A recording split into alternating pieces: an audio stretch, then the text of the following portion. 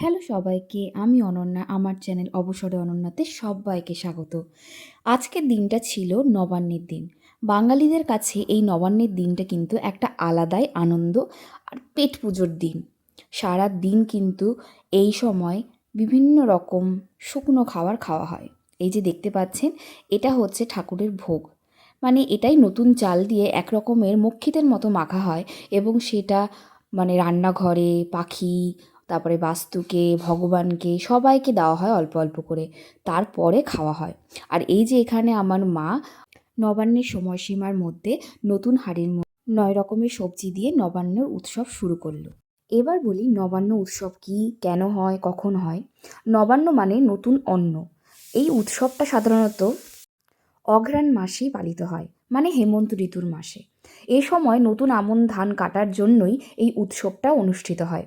প্রত্যেকটা ঘরে ঘরে কিন্তু ফসল তোলার আনন্দে এই নবান্ন উৎসব পালন হয়ে থাকে। এখন তো আর সেই এখন তো আর সেই ক্ষেত খামার ওইসবের বালাই নেই, অনেকটাই উঠে গেছে। কিন্তু তবুও বাঙালিদের ঘরে ঘরে কিন্তু তাদের বংশ পরম্পরায় এই উৎসব পালন হয়ে থাকে। আর এই দিন প্রথমেই ভগবানকে নিবেদন করার পরে এই যে নতুন চালের এই যে দেখতে পাচ্ছেন, এই একটা মক্ষিতের মতো বানায়, সেটা খেতে কিন্তু খুবই সুন্দর লাগে, মুখে দানা দানা লাগে চালের। আর তার সাথে থাকে বিভিন্ন রকমের ফল, তার সাথে কিন্তু সবজিও থাকে। এই দিনটা আমার কাছে একটু অন্য রকমেরই আনন্দ লাগে, কারণ দিনের বেলায় এই সব মক্ষিত, খই, তারপরে মুরকি, বিভিন্ন রকমের জিনিস খাওয়া হয়। ভাত টাত খাওয়া হয় না, দেখতেই পাচ্ছেন এরকম খই, চিড়ে, মুরকি, দই, ফল মূল এগুলোই খেয়ে থাকা হয়। আর বিকেলের পর স্নান করে পরিষ্কার বস্ত্র পরিধান করে তারপরে রান্না শুরু করা হয়। বিভিন্ন রকমের রকমারি রান্না হয় কিন্তু।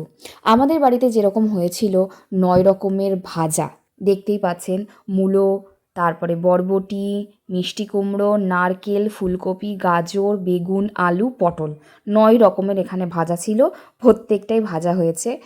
আর থাকে হচ্ছে 9 রকমের সবজি দিয়ে মেশানো সবজি, আরও অনেক কিছু থাকে। এই দিনটা না, এই যে সারাদিন ভাত না পাওয়া, মানে বাঙালি তো ভেতো বাঙালি বলা হয়, এই যে ভাত না পাওয়ার পরে ওই রাতের যে খাওয়া দাওয়াটা হয় না, সেটার একটা আলাদাই আনন্দ, মানে মনে হয় কি অমৃত। আর আমাদের বাড়ির মাসি একটু বাড়ির সামনে দিয়ে উঠোন দিয়ে একটু গোবর জল ছিটিয়ে দিচ্ছিল, কারণ এই দিন গোবর জল দিয়ে শুদ্ধ করা হয় বলে, দেওয়া ভালো বলে। আর এখানে চলছে পায়েস, ভাজা, পরপর দেখতে পাবেন বিভিন্ন রকমের ভাজা। 9 রকমের ভাজা বাদ দিয়ে আর কি কি হয়েছিল সেটাও তোমাদের সাথে অবশ্যই শেয়ার করব। হয়েছিল শাক, 9 রকমের সবজি দিয়ে মেশানো সবজি, মাছের ঝোল, ভাত, চাটনি, তেলের পিঠে, পায়েস, আর শেষ পাতে পান।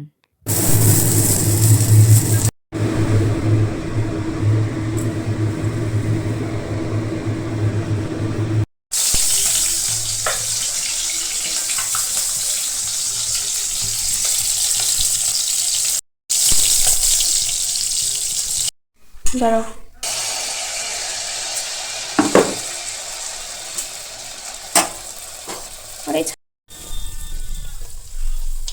আর এই যে এখানে দেখতে পাচ্ছেন, একখানে বাস্তুদেবতাকে দেওয়া হচ্ছে, আর এই যে ছোট পাশে কলা পাতা রয়েছে, এখানে পিঁপড়ার পিঁপড়িকে খাবার দেওয়া হচ্ছে। পিঁপড়া পিঁপড়ি কিন্তু চাটনি খেতে খুব ভালোবাসে, ওটা ভুললে একদমই চলবে না। আর বাস্তুদেবতাকে যা যা রান্না করা হয় সবই নিবেদন করা হয়। আর এইদিকে আমরা বসে বসে দেখছিলাম আর ওয়েট করছিলাম যে আমাদের কখন টার্ন আসবে, যে আমরা খেতে বসবো। উফ, আর পারা যাচ্ছিল না ভাত না খেয়ে। সারাদিন ধরে ভাত না খাওয়ার পরে যে ভাত খাওয়ার তৃপ্তি, সেটা একমাত্র বাঙালিরাই জানে। আমাদের এইভাবেই কিন্তু প্রতি বছর নবান্ন উৎসব বাড়িতে পালন করা হয়।